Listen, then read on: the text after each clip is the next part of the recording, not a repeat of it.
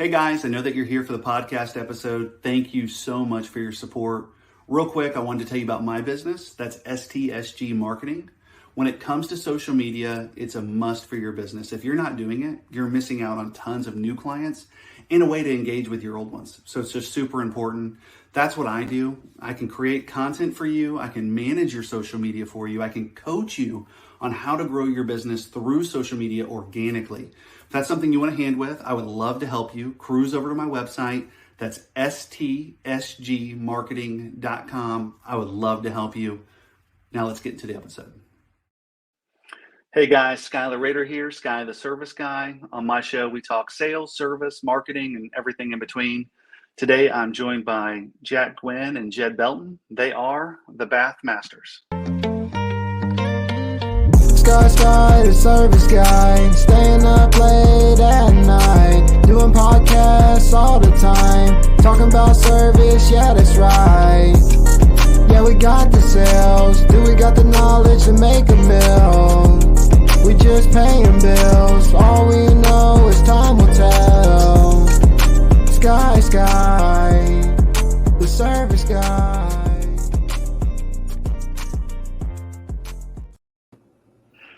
Hey Jack, hey Jed, how are you? Good, how are you? Going?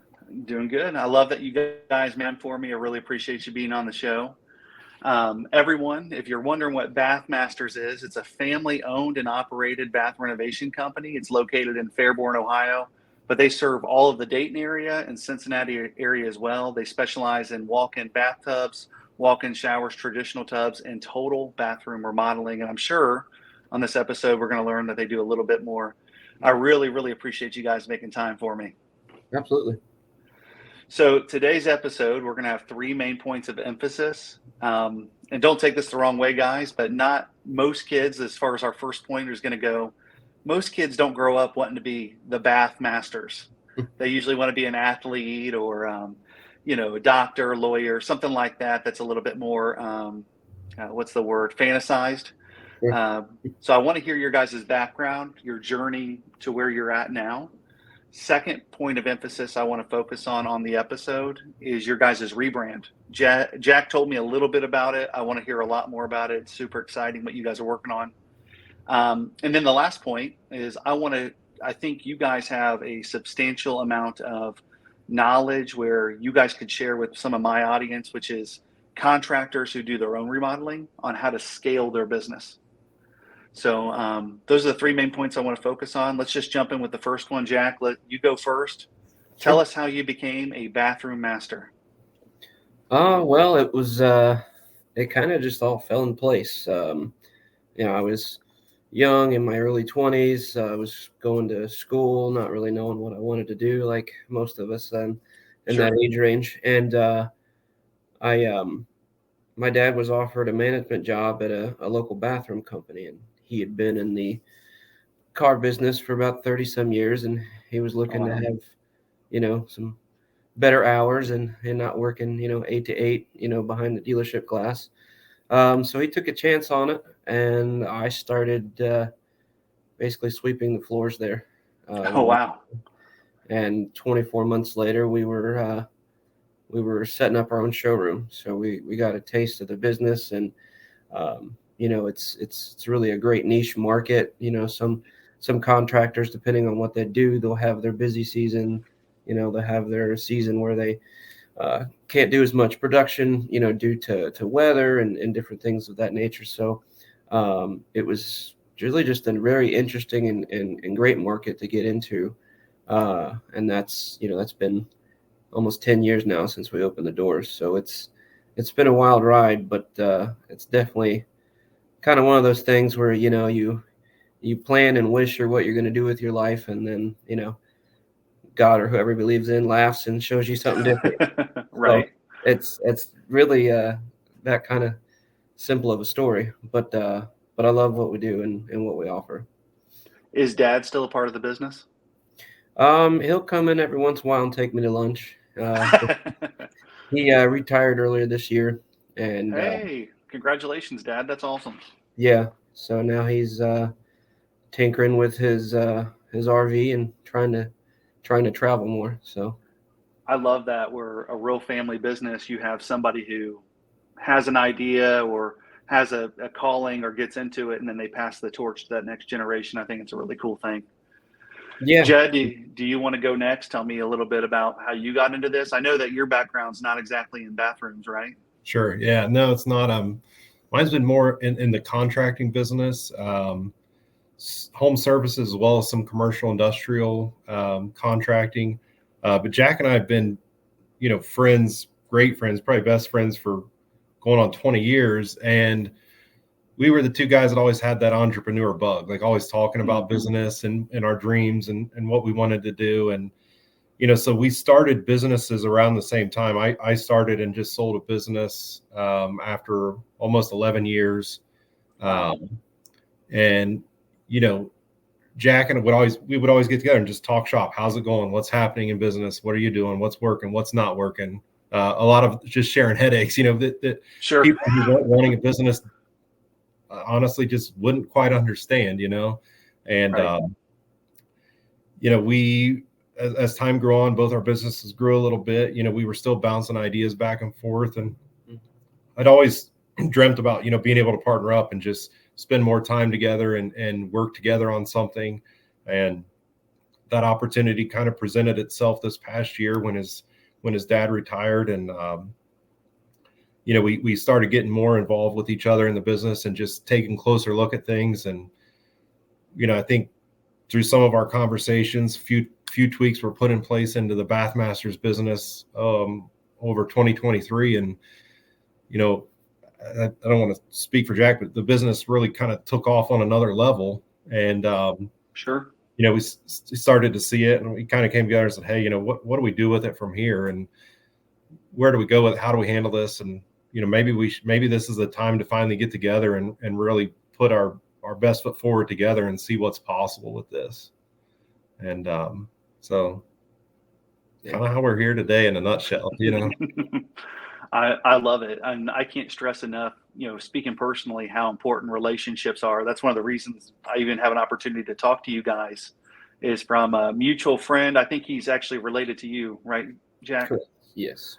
So that just shows you how important relationships are. You never know who's going to introduce you to who, and it is important who you rub elbows with. How important has your guys' friendship been over the last 20 years? Have you guys ever had a fight or argument? Who won? No, I was going to school. I was in the National Guard, had a lot of stuff going on, plus building the business, and Jed was starting his, and he's got some children. So, definitely it changes as you get older. We weren't out, Sure. having beers by the fire every weekend like we used to, but through everything, we've always kind of stuck together. And, even if it's, several months at a time and we've been busy, you still pick up the phone. It's like you're just picking up where you left off. So, and it's a different kind of friendship in the sense that, especially when you get into business and other business owners and entrepreneurs will definitely, talk about this and understand it. But, once you start making some changes and scaling and doing things, in your life, you start to soar at that higher level, and some people just kind of fall off. And, it's nothing against them or anything terrible, but it just, when you've got someone around that helps, okay, what are you doing? How you doing? I'm not trying to beat you. I'm trying to help you. We help each other. So that's definitely just a different kind of friendship / mentorship, just a different kind of animal. And it's been, that's why we're still doing stuff together and loving every minute of it. Birds of a feather always flock together, right? Yeah.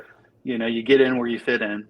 You brought it up before about, the business is really taking a new direction. You guys are growing. Let's talk a little bit about the rebrand. Why, after 10 years, did we feel the need to work on a rebrand? What's included in the branding? And how do you guys think that's going to help you moving forward? Well, I'll start just a little bit of a background. When I first got into the bathroom business, yellow pages were still a pretty good way to, to advertise. So the amount of change that's happened in the marketing world since then, you don't advertise in as many magazines or yellow pages or newspapers as we used to. What are those? Yeah, right. Funny thing is, probably one of the better old school ways of advertising is right. We're looking to advertise to the elderly, so we always put something right next to the obituaries because we knew our target audience was going to be looking there anyway. It's kind of sure. But through the last decade, and especially I think with the older population through COVID, they're using QR codes now, and they're using more social media outreach and keeping up with the grandchildren. It's just kind of been a natural progression into technology for those older generations, and it's really changed the marketing approach. And we were just kind of talking about different things, and it's like really changed much in our look and any kind of logo or anything like that since we opened. So since everything is shared everywhere on every piece of electronics you can own, we were wanting to do something new and fresh and modern. And Jed, I'll let him come in. He turned me on to some people that he had seen do some work in that area, and it's much more than just having a graphic designer have a new logo made. It's very in depth. Correct. Yeah. So I've been very fortunate, in my entrepreneurial career to be surrounded by some great business people, some great home service experts, some great guys who are part of the M&A world. And I've learned a lot, right? And so that's one of the things why I think Jack and I work so well together. We're not sitting here saying we're the smartest guys in the room, and we don't ever want to be. Sure. But what we were able to do is kind of take a look out there. What are great brands doing, right? What are they a part of? What are they doing? Where are they heading? And you could definitely see a movement in that world in some of the leading brands and people who are recognized well in building a brand, not just with the brand identity, but with the culture, with the customer service, with the customer experience. We wanted to take the business in that direction, and we kind of got together, looked at some stuff, looked at some other home service businesses as somewhat of success stories, and said, hey, there's something here to this, right? Like this sets us up for moving forward. Not that we're changing the business, but it is somewhat of a new start for the business with the brand identity, the growth that's coming, the growth that's already happened this year. But we want to be recognized in the community. We want to be recognized in our space.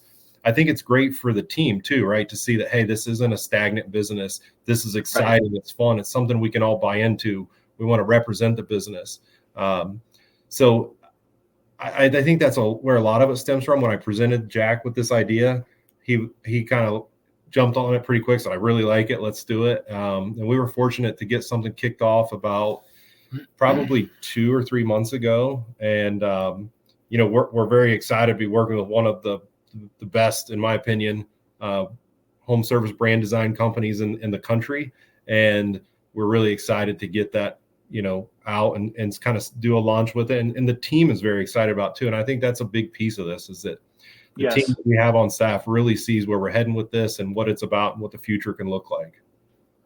And I think you just nailed it on the head. So many people, when they talk about kind of what Jack was saying, using social media and using more digital, they think it's just posting something.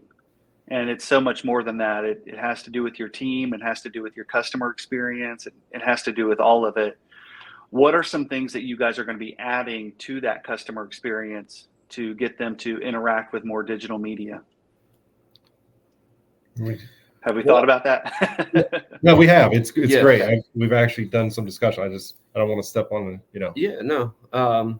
We initially just kind of wanted to start creating more even of our own content, even if it's just us the shop talking about a new item, talking about a new feature, just finding out different ways to get yourself in front of more audiences and talking about what we do, or other systems that, say, the plumbing company, we know some of the water treatment that they do, just trying to start out with just putting the hours in just to make content and start sharing more and more, just to educate people not only on what we do, but other systems in their house that can be upgraded. And I think it's just a different approach where everyone's got a horror story with a contractor, right? And Yes. it's almost like, if there's a bad taste in the mouth of, with dealing with contractors and unfinished jobs and bad quality, I think the more you can interact with the community, it kind of resets that. It's like, okay, this isn't the guys that are just going to take my deposit and I'll never see them. And these are actually guys that are involved in the community. We're sponsoring local sports teams. We're trying to educate you about things in your home and things that you need to watch out for if someone is trying to, unfortunately, do something shisty. So I think that'd be a good place to start. Is just getting us on camera, getting some content made, and just getting out there. But yeah, building trust, right? Yeah, that's where I was heading with it. This has stood the test of time. I believe it will always continue to, and that is people do business with people they like, know, and trust. And Jack and his dad did a great job on a smaller scale, having that. But to kind of take the next step forward with that and grow and give the team members opportunity for growth, we need to be very present, right? We need to be present with the customers. We need to be present with people who aren't even our customers. Maybe they're prospects, maybe they're not. But there's a lot of opportunity in the referral world. There's a lot of opportunity with the digital space now. And we want a brand that's present. We want to be present. We want to be present in the community. We want our team to be present. We want the experience from the time, you call in, even if you don't become a customer of Bathmasters, you're like, you know what? That was a really enjoyable call with a contractor. Maybe we couldn't take care of what they needed specifically that day, but they might refer us to somebody else down the road that we're better suited for. And so I think that's where it stems from, is we want to build the brand that people, they like us, they know us, and they trust us. And I don't think there's a greater way to do that than to just be very present, like with the employees, with the staff, with the team, with ourselves, and having a brand and identity, whether you see the van going down the road or the yard sign in the yard or the TV commercial, where it's all very congruent and people are like, it really does start to build brand identity, and I'm very excited to be working with Jack and have that buy-in and, just somebody who we trust each other a lot. And you mentioned earlier, like, you guys fight ever? This relationship is the opposite. We've been the guys that go to each other when things are tough, when things aren't right. Like, how would you help go about this? What do you think here? And that's been more of what this has been than anything. And I'm sure there'll be times that, there's some disagreements, but we've handled those very well, as that, small things come up from time to time, but it's just great to have that, same mindset, shared mindset, and what's important with the team, the customer experience, and not make this be about, nothing but, numbers on paper or things like that. Mm-hmm. Yeah. And I think that's where a lot of big companies go wrong. They get so obsessed with the numbers, where it's like, there's something bigger here that we should be focused on. Like you guys have a story to tell.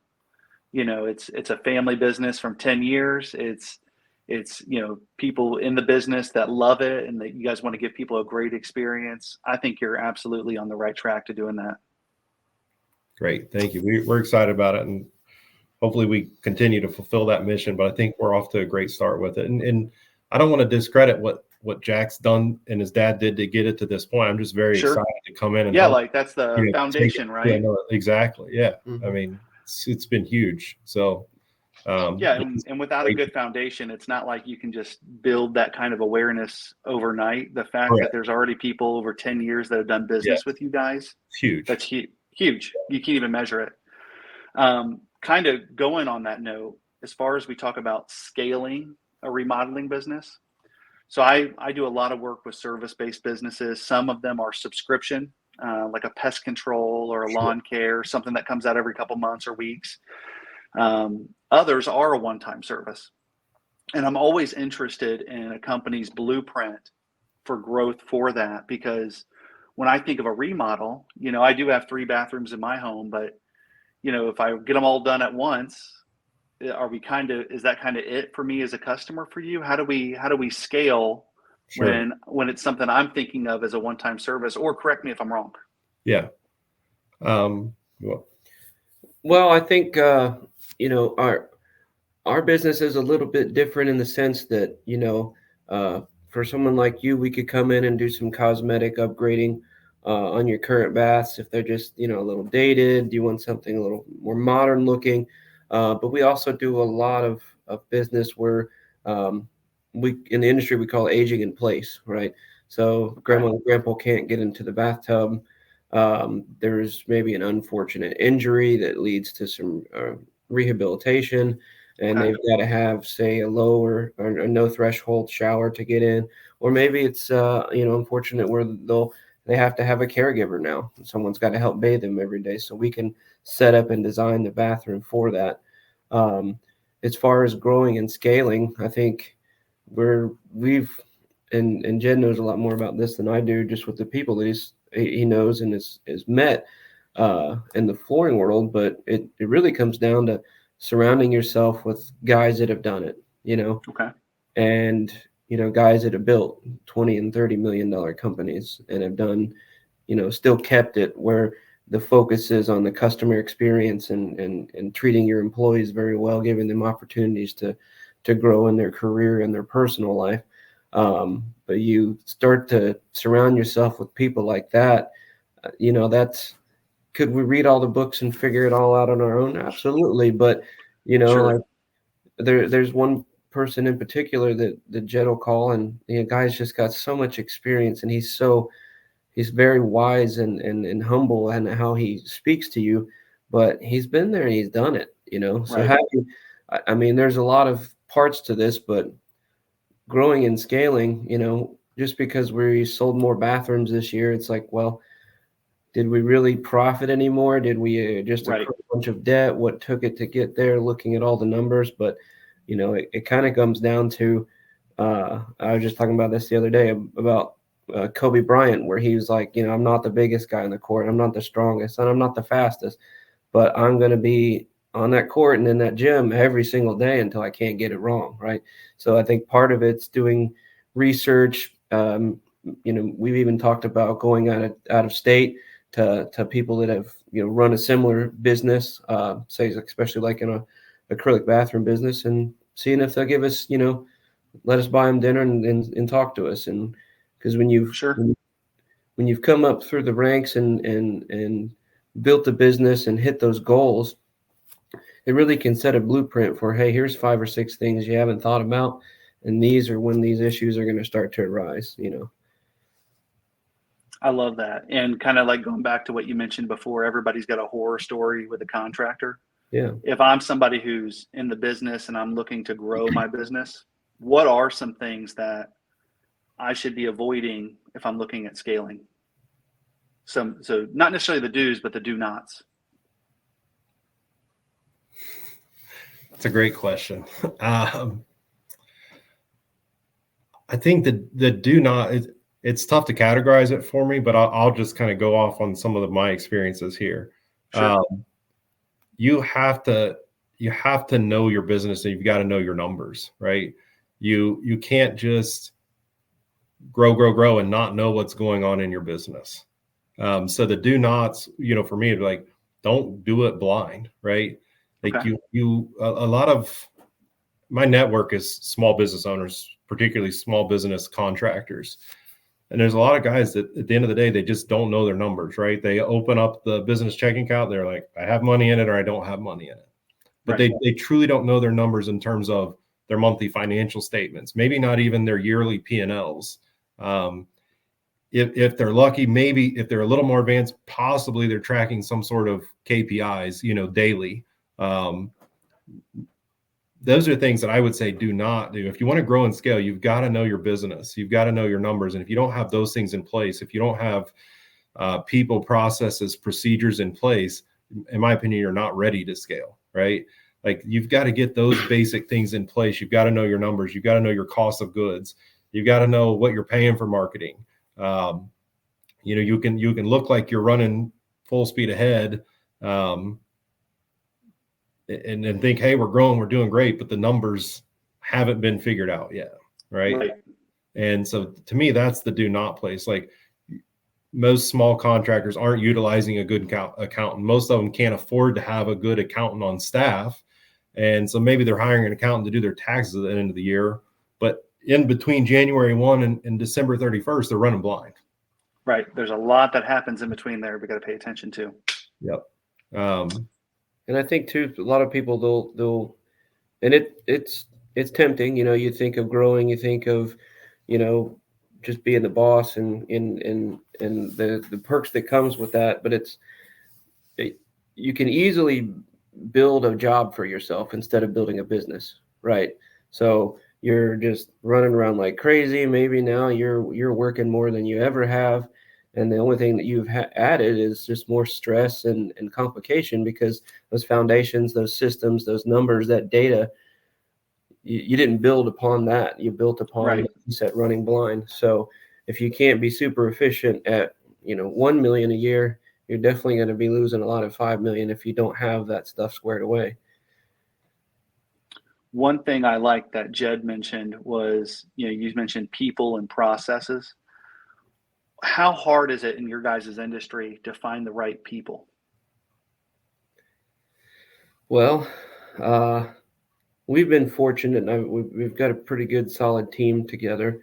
But especially like on the installation side, the production side, it's very difficult because a lot of people didn't get into skilled trades and anything like that. So really what we've been doing is hiring in people as helpers, on the production side, and they're 18 to 20 something years old, and they don't want to go in 200 grand in debt going to college, and they don't know really Right. what, they don't even know who they are as an adult yet, let alone, what they want to do. So we bring them in. They're usually willing to work, and we're going to pay them a good starting wage and opportunity to grow into, I've got 2 installers right now that started out as helpers, and now they're running their own truck and making more money than they've ever made, and, driving a nicer vehicle and no bald tires on their car. So it's on that end of it, it's definitely been awesome just to not only see them grow, but give them an opportunity and look out for them. Like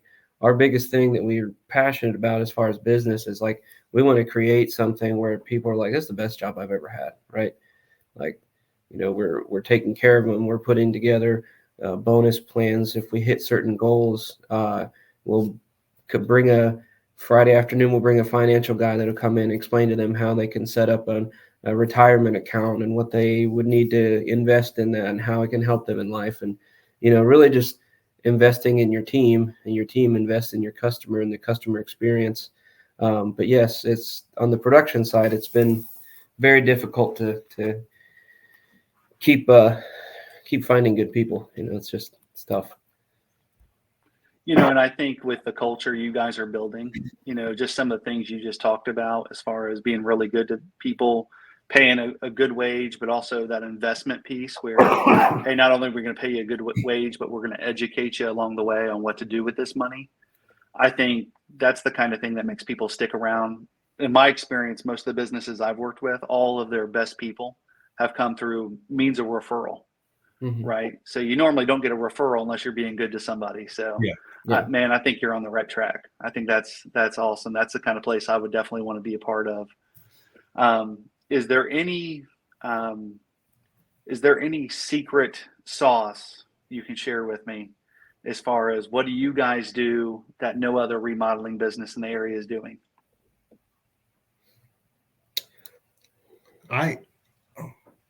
I don't know if there is a secret sauce. I'll just candidly, from my opinion, I don't know if there's a secret sauce. I think our goal is to focus on what we're doing and not so much what the competitors are doing, and just trying to build the best team that we can. Because I do think that the team is really the most important piece, right? And if we do right with the team, in turn, we'll reach our goals, achieve the things we want to do. They will help us grow the brand, the customer experience. That will in turn grow referrals. And I do think our brand redesign coming is going to be kind of unique to our space, mm-hmm. but I wouldn't consider that a secret sauce, in my opinion. Sure. But, we're excited about it. I think it's going to be unique, but I don't know that it's a secret sauce. I think for us, it's about, taking care of the team, taking care of the customer, and knowing our numbers, right? I don't know if every small contractor is paying enough attention to the numbers in the business, if they're budgeting properly, if they've got cash flow forecasts.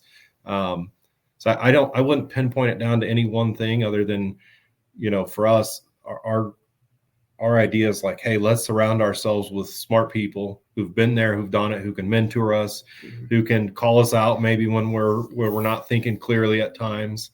Sure. Kind of surround ourselves with an advisory board, if you will, and just be very transparent with the information, what we're doing, and try to build a really great small home service business. Well, one thing that Jack said earlier that kind of stood out to me is that it would be so rewarding to hear an employee say, "This is the best place I've ever worked." Yeah. If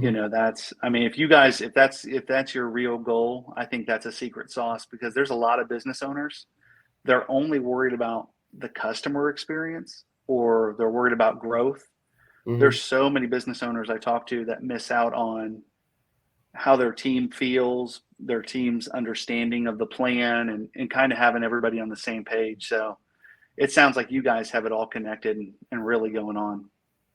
I learned a lot of really good leadership things when I spent 12 and a half years in the Army National Guard. And Thank you for your service, by the way. Thank you. Appreciate your support. I got to learn from a lot of people that were either in the Guard their entire career, or they did a lot of active duty time and then did reserves after. And one of the biggest things that I always liked about at least the Army's way of leadership is, if I'm the platoon sergeant, I'm not eating until everyone's gone through the chow line, right? And Right. Putting everyone else first, and then I come along. So it's not only just all right, let me teach you how to do this, or this is where you messed up. It's also the mentoring, and it's also doing the wellness checks, because sometimes people may not have, maybe at home they don't really have someone they can talk to or go to advice with. Or maybe Sure. their family, their parents aren't the best people in the world. So you got to always kind of, I learned it over time, but you start to remember that they are just, they're people, right? Right. Whether they work for you or not, they're not just someone you're writing a paycheck to. And sometimes they need talked to, they need help as well. They need that mentorship. I've got one guy that he looks to me as almost like a father figure, because he just he didn't have that kind of support. And that's not my goal of what I'm trying to be for him, but I'm glad that I'm able to set up an environment where they know they can come to me if they've got an issue, or they don't have anyone else to go to. So I think that's another part of treating your employees right, and watching out for their wellness in their professional and their personal life. Absolutely. I couldn't have said it any better.